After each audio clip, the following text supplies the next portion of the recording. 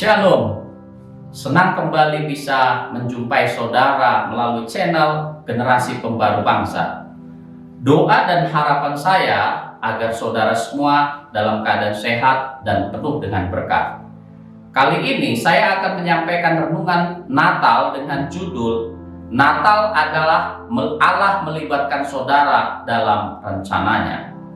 Saya yakin renungan ini pasti akan memberkati dan membangun iman saudara sekalian. Sebelum saya mulai, jangan lupa subscribe, like, bunyikan loncengnya, dan share ke banyak orang sehingga kami dapat membangun channel ini lebih baik lagi. Bagi yang sudah subscribe, saudara juga dapat memberikan komentar di kolom komentar persis di bawah video ini. Di dalam sepanjang sejarah, kita selalu melihat bahwa Allah memilih orang-orang untuk terlibat di dalam rencananya. Misalnya Allah memilih Set, lalu kemudian Allah juga memilih Abraham, Daud, dan seterusnya, sampai akhirnya pada waktu Natal Allah memilih Maria untuk mengandung bayi Yesus. Latar belakang mereka yang dipilih Allah untuk terlibat dalam rencananya adalah latar belakang yang berbeda-beda. Dan ada juga dari antara mereka yang dilibatkan Allah di dalam rencananya memiliki masa lalu kehidupan yang rusak, seperti misalnya Rahab yang adalah seorang pelacur. Bahkan Raja Daud juga pernah berzina dan membunuh dan sebagainya. Namun mereka menyerahkan diri mereka pada Tuhan, dan Tuhan mau memakai mereka untuk rencananya, apapun latar belakang mereka itu. Demikian pula halnya Tuhan mau memakai kita di saat kita menyerahkan diri kita padanya. Tidak peduli apapun latar belakang kita. Hari ini kita mau belajar dari Maria yang dipakai oleh Tuhan untuk melahirkan Yesus Kristus. Yang pertama, Allah memilih Maria karena kasih karunia-Nya. Sebab dikatakan dalam Lukas pasal 1 ayat 30, "Jangan takut hai Maria, sebab engkau beroleh kasih karunia di hadapan Allah." Demikian juga kita dipakai oleh Allah hanya oleh kasih karunia-Nya.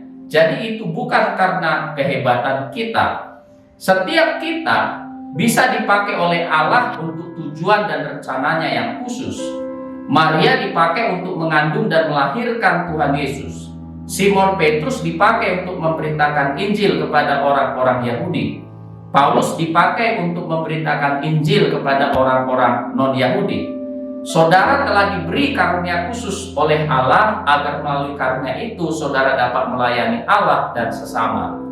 Ada juga yang dipanggil melayani sebagai pengkhotbah, ada yang dipanggil sebagai pendoa. Ada pula yang dipanggil untuk melayani melalui kekayaan mereka, sebagaimana dicatat dalam Lukas 8 ayat 3, bahwa Yohana, Susana, dan banyak perempuan lain melayani melalui kekayaan mereka. Penting sekali saudara mengetahui karuniamu yang khas dan melayani sesuai dengan karunia itu, sehingga banyak orang mendapat berkat melalui pelayanan itu. Yang kedua, Tuhan memakai kita asal kita mempunyai hati yang rela untuk taat.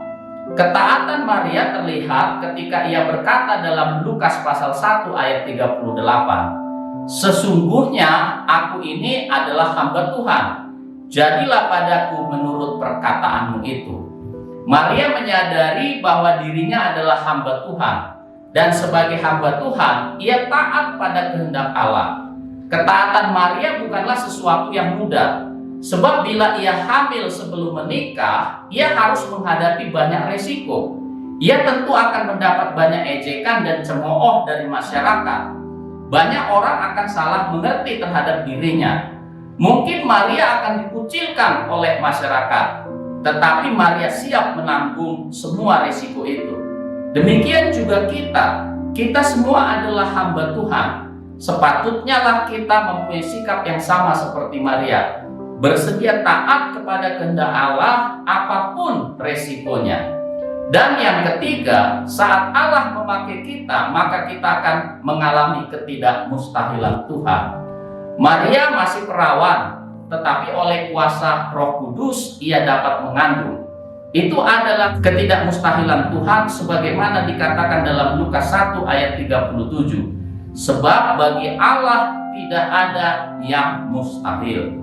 Sebenarnya ketika kita memberi diri untuk dipakai Tuhan, maka kita akan mengalami ketidakmustahilan demi ketidakmustahilan Tuhan dalam hidup kita. Karena itu jangan takut untuk melayani Tuhan. Jangan sungkan untuk taat kepada kehendak Allah.